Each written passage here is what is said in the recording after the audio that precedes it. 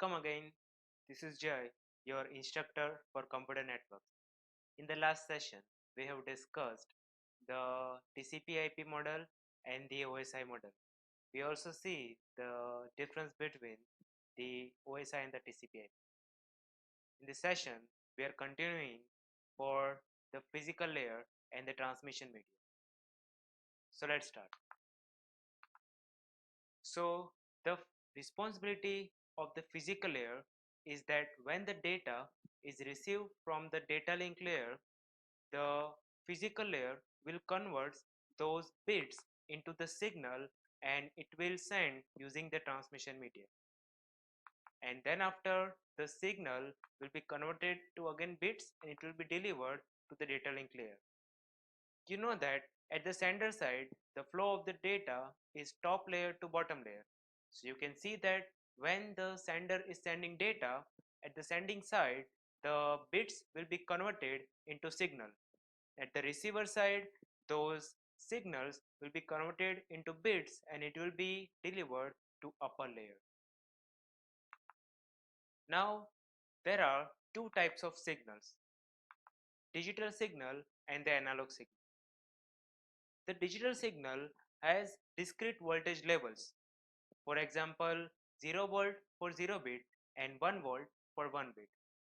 And the analog signal is a continuous in nature, means that the voltage level is continuously changing according to time. So there is a main difference between the digital and the analog signal. Both signals are electromagnetic signals. Now let's see what is transmission media. The transmission media is a physical media over which the communication takes place. Let's see the types of the transmission media. So there are two types, mainly two types of transmission media, the guided and unguided. Guided means wired and unguided means wireless. The guided can be further categorized into three types, the twisted pair cable, the coaxial cable and the fiber optic cable. And the example of the unguided communication is the free space. Let's discuss all.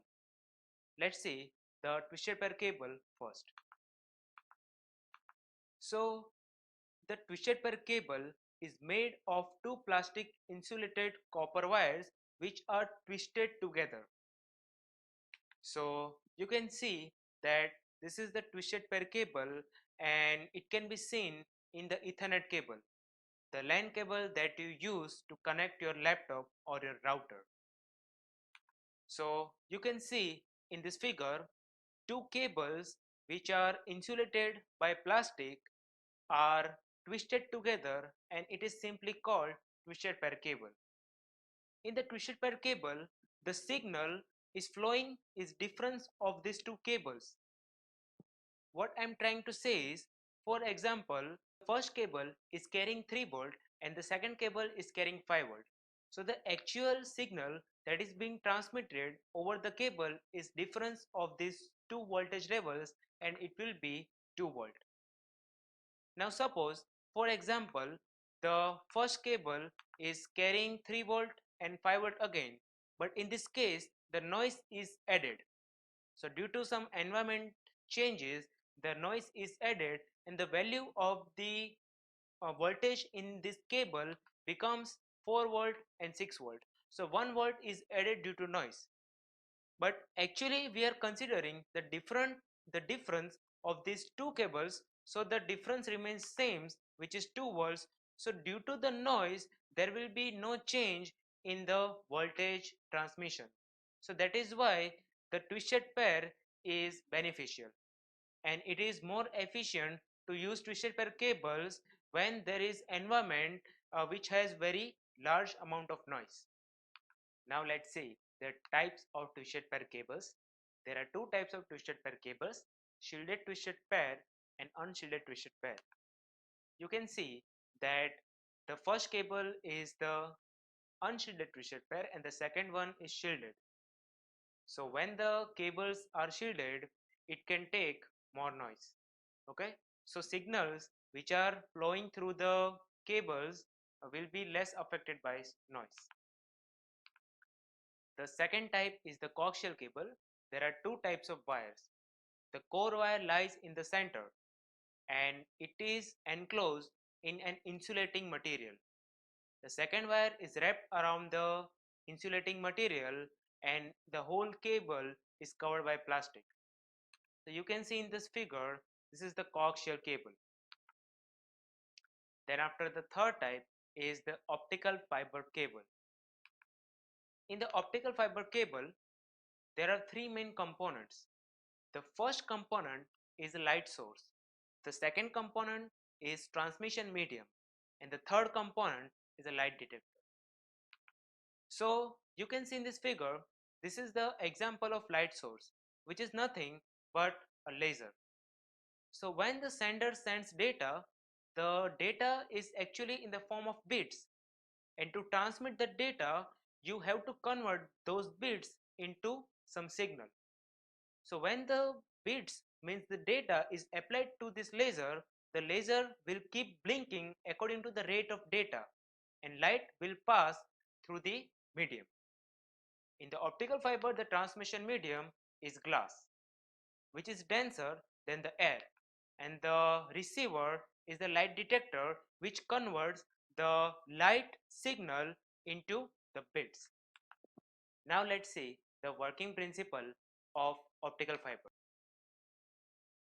The optical fiber has the dense medium, which is glass, and the outside of the optical fiber is air, which is less dense medium. When the light is passed from the glass to air, it will be moved away from the normal, and this angle is less than the critical angle. When the light is passing from the dense medium to less dense medium at the critical angle, the light will follow the medium between these two mediums, means air and glass. That is called the critical angle. And the light is passing the angle more than critical angle, it will be reflected back, and which is called the total internal reflection. So this is the basic condition for the optical fiber communication. The light should be inserted the angle more than the critical angle, so that it will be reflected inside the fiber and light stays inside the fiber. Now let's see the types of modes. There are two types of mode, the single mode and multi-mode. The multi-mode is further divided into two types, that is step index and graded index. Now what is the meaning of single mode and multi-mode? Single mode means that type of fiber can propagate one particular wavelength only. But multi-mode means that type of fiber can propagate more than one wavelength. That is why it is called multi-mode. And multi-mode is divided into two types, step index and graded index. So in the step index, the refractive index of the glass is changed descriptively, and in the graded index, the refractive index of the glass is changed gradually.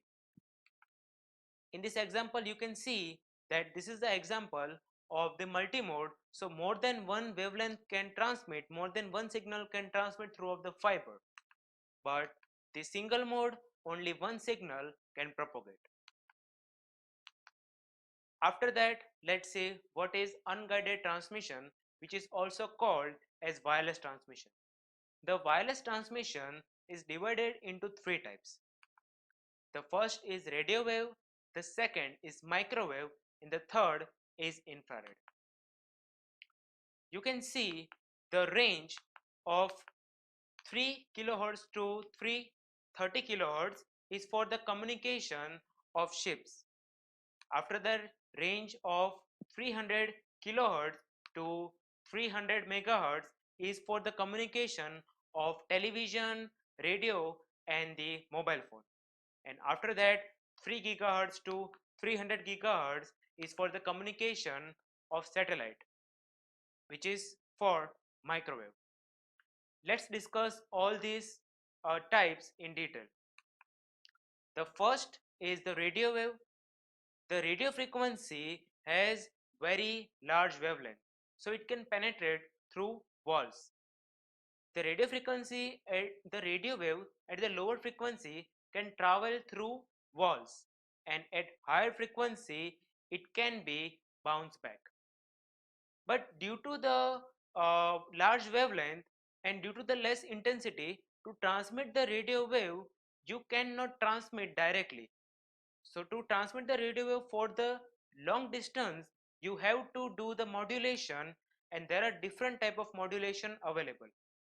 Now what is modulation?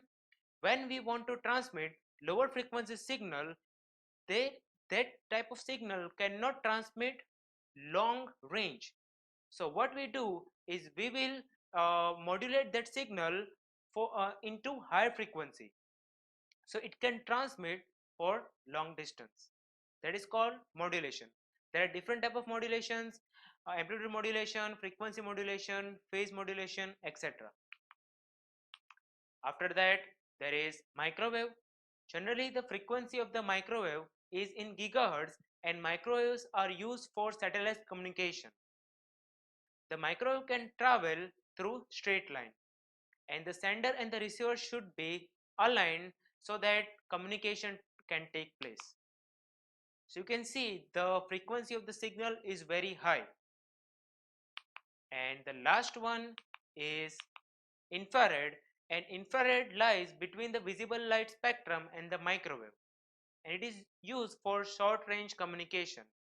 So infrared receiver can be found in your remote, or it can be found on the surface temperature measure device. So this is it for today's session. If you have any doubt, you can ask me in the comment section. Thank you so much.